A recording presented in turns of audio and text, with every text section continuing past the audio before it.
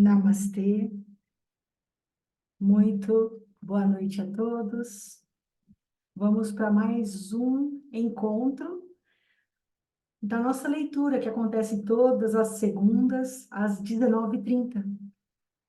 E nós realizamos essa leitura em grupo, é uma leitura comentada, e nós lemos esse livro, O Despertar da Consciência, de Neville Goddard. Ele traz aí grandes insights, grandes transformações na nossa vida.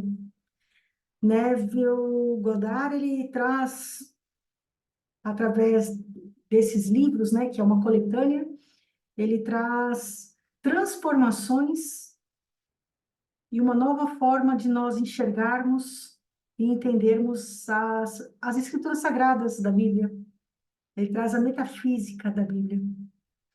Tenho certeza que com essa leitura você sentirá uma transformação imensa na sua vida.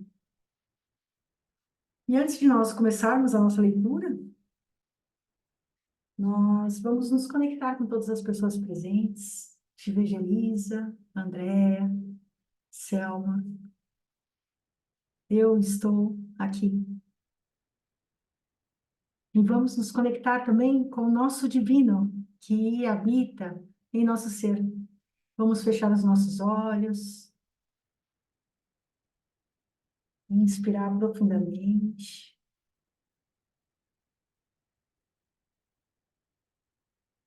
Entrar em nosso coração espiritual, para nos conectarmos com o nosso divino que habita dentro de nosso ser.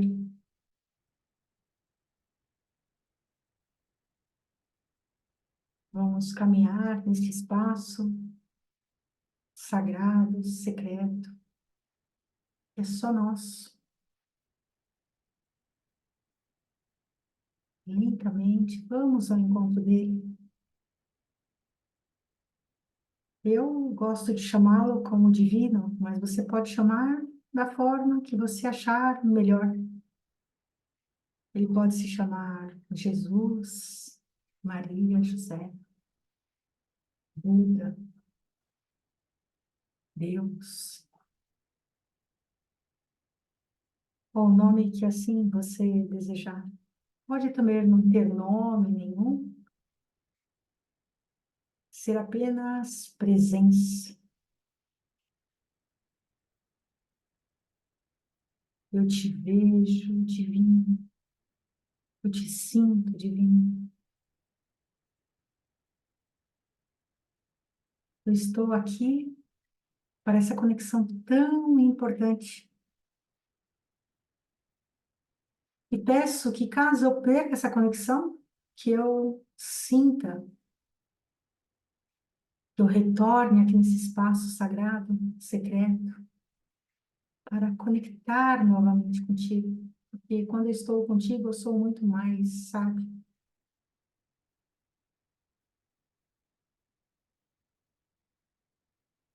Vamos inspirar profundamente. Então, abrir os nossos olhos.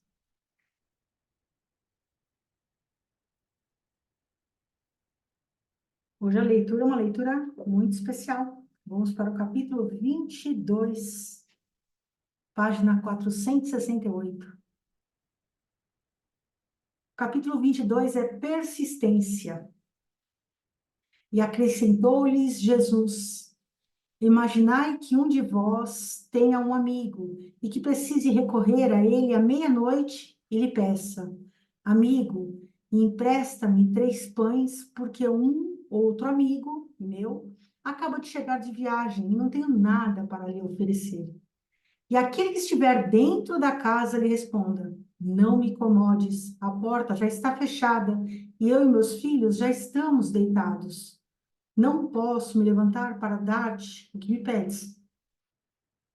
Eu vos afirmo que, mesmo que ele não se levante para dar-lhe o pão por ser seu amigo, por causa da insistência, ele se levantará e lhe dará tudo o que precisar.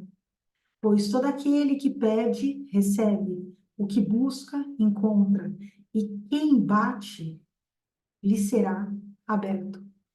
Qual pai dentre vós, se o filho lhe pedir um peixe, em lugar disso, lhe dará uma cobra? Está em Lucas 11, versículos 5 ao 11. Existem três personagens principais nesta extraordinária passagem: você e os dois amigos mencionados. O primeiro amigo é o estado de consciência desejado. O segundo amigo é um desejo buscando por realização. 3 é o símbolo da totalidade da conclusão. Os pães simbolizam a substância. A porta fechada simboliza os sentidos que separam o visível do invisível. As crianças na cama significam as ideias que lhe estão adormecidas. Não poder se levantar é uma referência a um estado de consciência mais elevado, mas que você não se vê capaz de realizar. A insistência presume a persistência, um tipo de atrevimento explícito. Pedir, buscar e bater significa persistir assumindo a consciência que você é capaz de conseguir o que você deseja. Dessa maneira, as escrituras lhe dizem que você deve persistir mantendo a consciência, a concepção de que o seu desejo está se cumprindo. A promessa é a certeza que, se você se atreve sem temer, assumindo aquilo, o que você já tem, mas lhe é negado pelos seus, isso lhe será concedido, o seu desejo será cumprido. A Bíblia ensina a necessidade da persistência através do uso de muitas histórias. Quando Jacó buscou uma bênção do anjo com o qual ele lutou, ele disse: não te deixarei ir, se não me abençoares. Está em Gênesis 32, versículo 26. Quando a sulamita procurou ajuda de Eliseu, ela disse: tão certo como vive o Senhor, e tu vives, juro que se aqui ficares, daqui não sairei. Então ele se levantou e acompanhou a mulher até a sua casa. Está em 2 Reis, versículo 30. A mesma ideia é expressa nessa outra passagem. Então, Jesus contou-lhes também uma parábola com a seguinte finalidade: que o homem deve orar sempre e nunca desanimar. E lhes contou: em certa cidade havia um juiz que não era temente a Deus, tampouco era compreensivo às necessidades dos homens. E havia naquela mesma cidade uma viúva que frequentemente se dirigia a ele, rogando-lhe: faze-me justiça contra meu adversário. Ele, por algum tempo, não quis atendê-la. Todavia, porém, mais tarde disse a si mesmo: ainda que eu não tema a Deus, e mesmo sem considerar os homens, todavia, como esta viúva me incomoda, hei de fazer-lhe justiça, para que ela não continue a vir a perturbar-me. Está em Lucas 18, versículo 1 ao 5, ao 5. A principal verdade por trás de cada uma dessas histórias é que o desejo brota da consciência de um fim desejado e que a persistência em manter a consciência desse desejo sendo realizado resulta em seu cumprimento. Não basta sentir-se no estado da sua oração respondida. Você deve persistir neste estado. Esta é a razão para o mandamento. O homem deve orar sempre e nunca desanimar. Está em Lucas 18, versículo 1. Aqui, orar é o mesmo que dar graças por já ter o que deseja. Somente a persistência na concepção de ter o seu pedido atendido pode realizar essas mudanças sutis em sua mente, que resultam na mudança desejada em sua vida. Não importa quem seja ou o que seja, anjos, Elias ou juízes relutantes. Todos devem responder de acordo com a persistência de sua concepção. E quando as pessoas ao seu redor não agirem em relação a você da forma como você gostaria, não é devido à relutância por parte delas, mas pela falta de persistência na sua concepção de ter a sua vida da forma como você a deseja. Sua concepção, para ser efetiva, não deve se dar em uma única ação isolada. Ela deve ser uma atitude mantida até a realização do seu desejo. E é essa atitude mantida que te faz chegar lá, tal que você pense através da realização do seu desejo, ao invés de pensar sobre o seu desejo. Ela é reforçada quando você frequentemente sente o sentimento de ter o seu desejo realizado. É a frequência e não o tanto de tempo que lhe faz isso ser mais natural. Aquilo a que você constantemente se une constitui o seu verdadeiro ser. A frequente sensação e sentimento do desejo realizado é o segredo do sucesso. O que é que está falando tanto aqui neste capítulo? Que a persistência é fundamental e que a gente precisa persistir naquilo que a gente deseja até que ele se realize.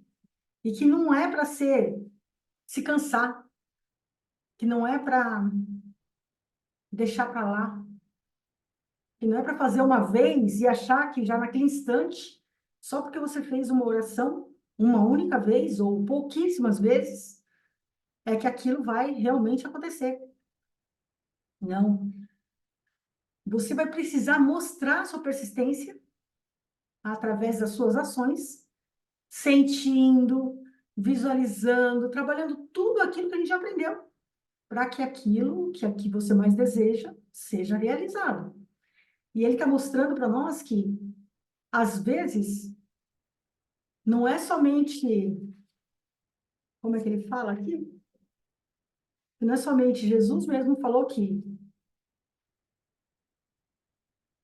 mesmo, ainda que eu não tema a Deus, e mesmo sem considerar os homens, todavia, como esta viúva me incomoda, olha só, incomoda, de tanto que é persistente, hei de fazer-lhe justiça, para que ela não continue a vir a perturbar-me. Então, não é somente assim, quando as coisas são bonitinhas, boazinhas. Não, às vezes a gente está querendo algo e deseja profundamente, visualiza e persiste, persiste, persiste, até que isso aconteça. É exatamente isso. Não existe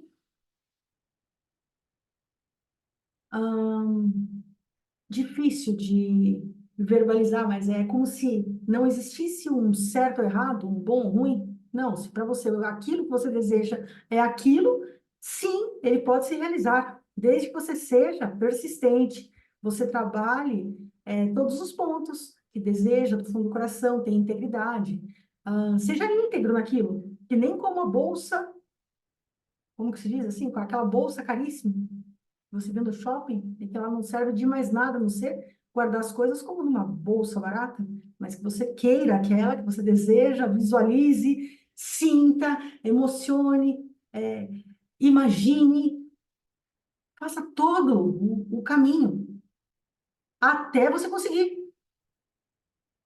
Persistir até perturbar tanto que consiga aquilo. Às vezes a gente não consegue as coisas de tanta perturbação que a gente faz. Sim, a gente consegue.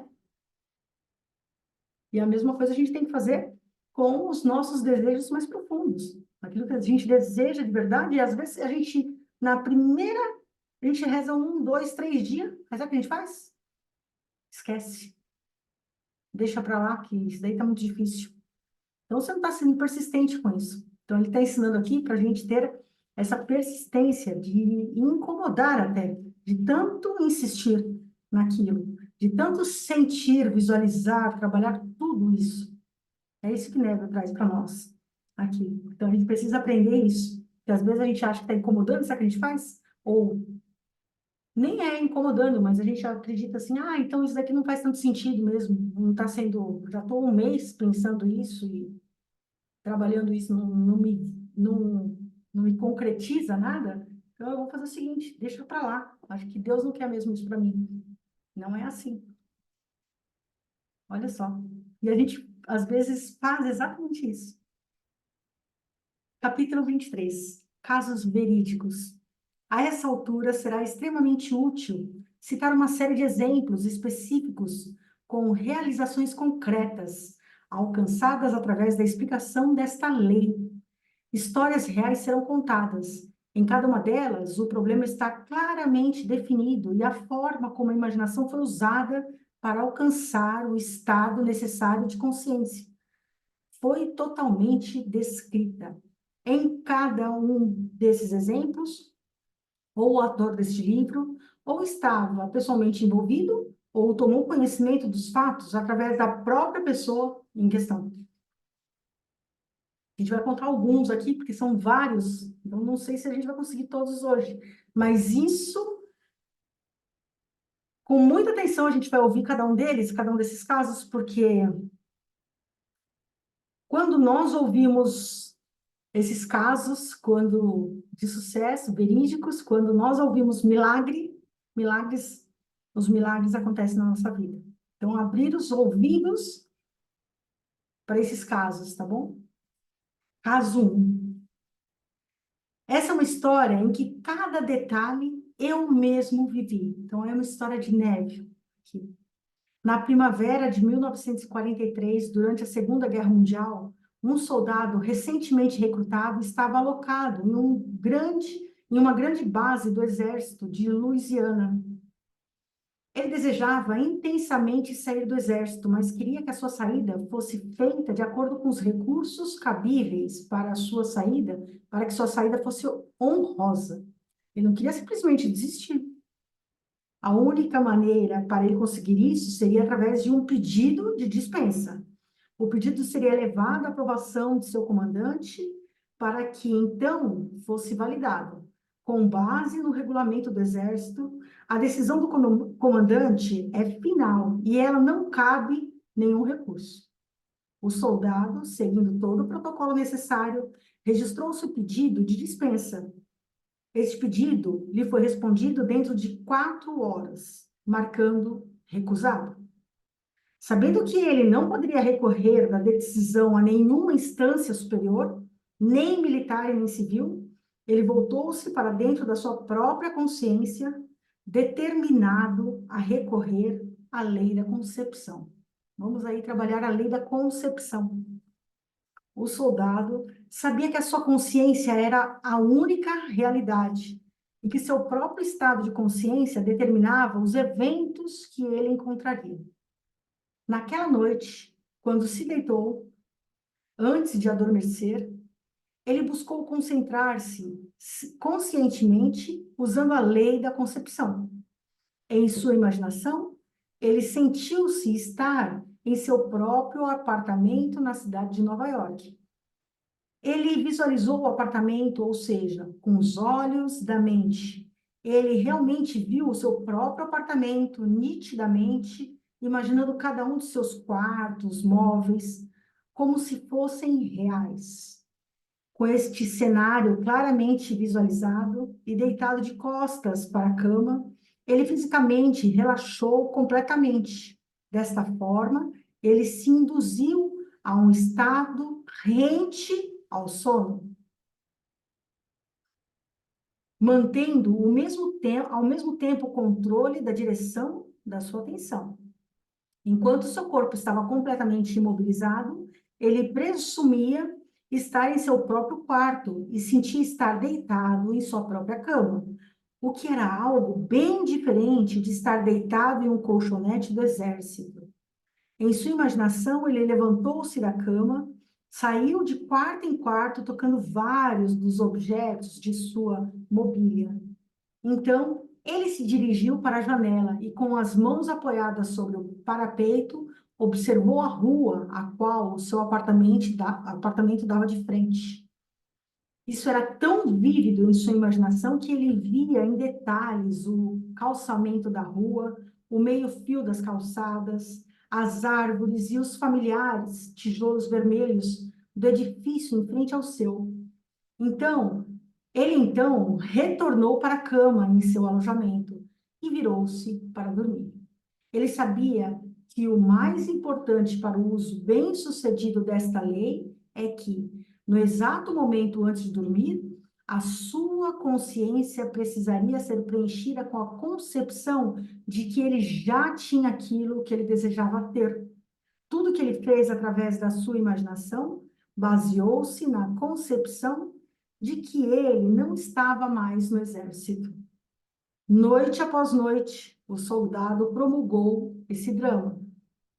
Noite após noite, em sua imaginação, ele sentia-se dispensado de maneira honrosa, de volta em sua aparente casa, vendo todos os ambientes familiares a ele e adormecendo na sua própria cama.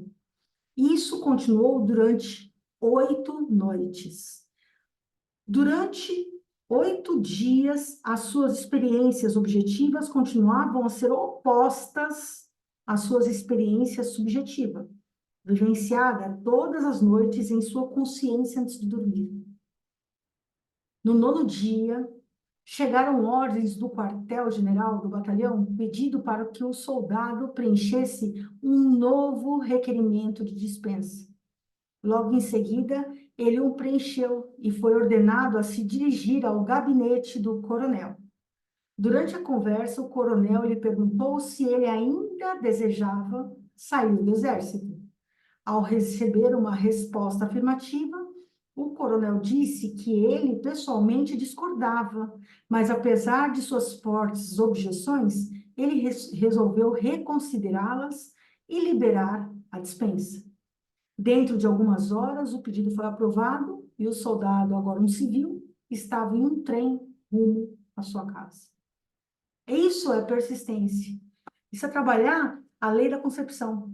Isso é você ficar, mesmo quando tudo está ao seu redor, mostrando uma outra realidade, você sobrepõe ela através da sua imaginação.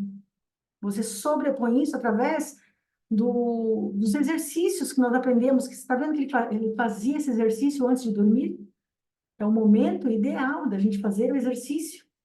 E você está ali sentindo, vibrando, como se ao redor dele tudo mostrava que ele estava dentro do exército ali na guerra. Mas ele ficava ali vibrando o quê? Que ele estava lá na casa dele, revivendo cada detalhe, sentindo cada um dos móveis, olhando na janela e deitando na própria cama.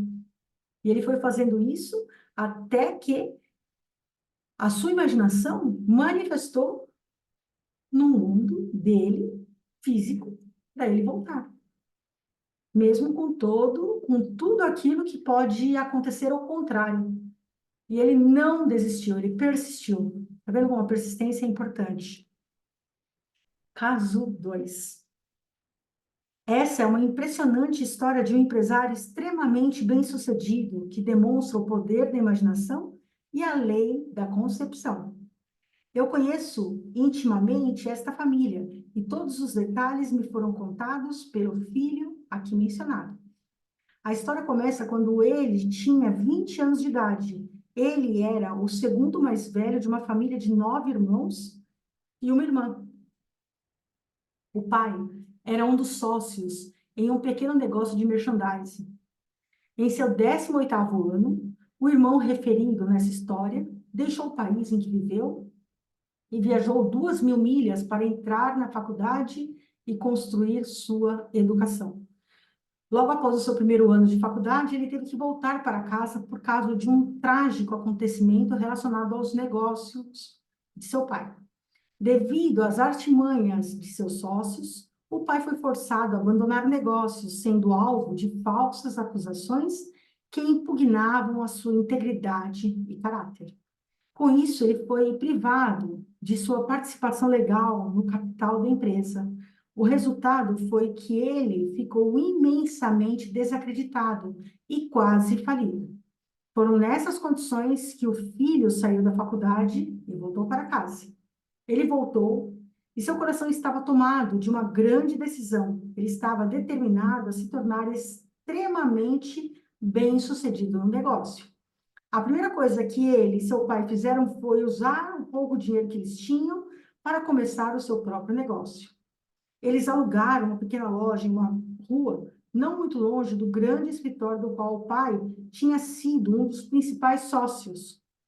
Lá, eles começaram um negócio e prestavam um grande serviço à comunidade. Foi logo depois disso que o filho, com a consciência instintiva que isso iria dar certo, deliberadamente usou a sua imaginação para atingir um objetivo quase que fantástico. Todos os dias, no caminho para o trabalho, ele passava em frente ao prédio do antigo negócio de seu pai, o maior edifício de negócios do país naquela época. Ele era um dos maiores edifícios com a localização mais proeminente no coração da cidade. Do lado de fora do edifício, havia um painel enorme no qual o nome da empresa estava pintado em enormes letras grifadas. Dia após dia, conforme ele passava por lá, um grande sonho tomou forma na mente do filho. Ele imaginava o quão maravilhoso seria se fosse o nome de sua família que estivesse estampado naquele grande edifício, se fosse a sua família que possuísse e operasse esse grande negócio. Um dia, enquanto ele estava fixamente olhando para o prédio, na sua imaginação, ele viu um nome totalmente diferente num enorme painel sobre a entrada. Agora, as grandes letras mostravam o seu nome e de sua família. Nessa história de caso, os nomes reais não foram usados para os fins de esclarecimentos. Nessa história, vamos usar nomes fictícios. Então, vamos supor que o nome do filho e da família era Lordard. Onde no painel se lia FN, Mott e Corporation, na imaginação dele, ele realmente via o nome JN, Lordard e Filhos, letra por letra. Ele permanecia olhando para o painel com os olhos abertos, imaginando que ele lia J, N, Lordard e Filhos, 2 vezes por dia, semana após semana, mês após mês, durante 2 anos, ele viu seu nome e o de sua família ao longo da fachada no prédio. Estando convencido de que ele sentisse forte o bastante que isso era verdade, o que realmente ele sentia, e vendo seu nome e de sua família no painel, o que significaria que eles seriam os donos do local. Ele se convenceu de que um dia eles seriam. Durante todo esse período, ele contou isso, o que ele estava fazendo a apenas uma pessoa. Ele confidenciou isso à sua mãe, que, com uma preocupação amorosa, tentou desencorajá-lo, a fim de protegê-lo do que poderia ser uma grande decepção. Apesar disso, ele persistiu dia após dia. 2 anos mais tarde, a grande empresa faliu e o cobiçado edifício iria à venda. No dia que foi colocado à venda, ele parecia tão longe de seu alcance quanto estava 2 anos antes, quando ele começou a aplicar a lei da concepção. Durante esse período, ele tinha trabalhado duro e seus clientes tinham plena confiança em seu trabalho. No entanto, ele e sua família não tinham ganhado nada comparado à quantidade de dinheiro necessária para a aquisição do imóvel. Eles nem mesmo tinham qualquer fonte para a qual eles pudessem solicitar um empréstimo do capital necessário. Para tornar ainda mais remota a chance de conseguir o que ele queria, havia o fato de que o imóvel era considerado a propriedade mais cobiçada na cidade e um grande número de empresários ricos estavam capacitados a comprar.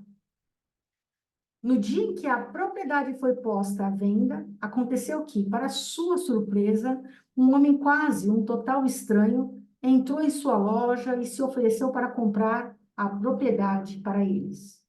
Devido a algumas condições incomuns envolvidas nessa negociação, a família do filho não tinha nem mesmo como fazer uma oferta pela propriedade. Eles pensaram que o homem estava de brincadeira.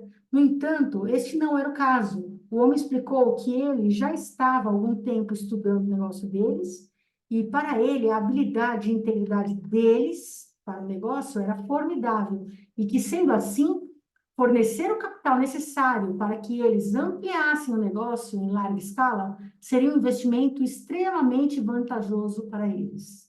Nesse mesmo dia, a propriedade era deles. Aquilo que o filho manteve em sua imaginação agora era uma realidade. A aposta do estranho foi mais do que justificada. Hoje, esta família possui não somente o referido negócio em particular, mas muitas outras indústrias ainda maiores no país onde vive. O filho, vendo o nome de sua família sobre a entrada deste grande edifício, muito antes de realmente estar lá, estava utilizando exatamente a técnica que produz resultados, assumindo a sensação de já ter aquilo que deseja, fazendo disso uma realidade vivida em sua imaginação, antes de sua persistência e de sua determinação, independentemente das aparências ou das circunstâncias, ele inevitavelmente fez com que o seu sonho se tornasse realidade. Eu não consigo, eu já li essa história em algum outro livro, me veio um lapso de memória, e é alguém muito conhecido nesta época aí de Neville escreveu os livros, que passou essa mesma, eu não sei se foi no livro A Chave Mestra, ou se é no livro de Napoleão Hill, que tem exatamente essa história falando sobre a compra deste imóvel, que foi para essa família, que, se eu não me engano, é da Chave Mestra, se eu não me engano, que é o escritor. Depois eu vou atrás para me ver certinho qual foi o livro que eu li essa história e falar sobre quem foi que comprou. Aqui está, não está mostrando, mas no outro livro ele falava quem era. Vou trazer para vocês. Eu vou ler só mais um caso, tá bom? Porque são vários aqui hoje, e eu vou ler mais esse caso aqui. O caso 3. Essa é a história de um resultado inesperado, originado de uma conversa com uma senhora que veio se consultar comigo. Uma tarde, uma jovem avó e mulher de negócios de Nova York veio falar comigo. Como ela veio, o seu neto de 9 anos de idade, não, com ela veio o seu neto de 9 anos de idade, que veio da Pensilvânia para visitá-la. Respondendo às suas perguntas, eu expliquei a ela a lei da concepção, descrevendo detalhadamente o procedimento a ser seguido para atingir um objetivo. O menino estava sentado em silêncio, aparentemente entretido, com um pequeno caminhão de brinquedo. Enquanto eu explicava para a avó o método para ela assumir o estado de consciência que ela teria, caso o seu desejo fosse realizado. Disse-lhe a história do soldado na brigada do exército, que cada noite adormecia, imaginando-se para estar em casa na sua própria cama. Quando o menino e sua avó foram embora, ele olhou para mim com grande empolgação e disse: Eu sei o que eu quero e agora eu sei como conseguir. Surpreso, perguntei-lhe o que ele queria, e ele me disse que do fundo do seu coração ele queria um cachorrinho.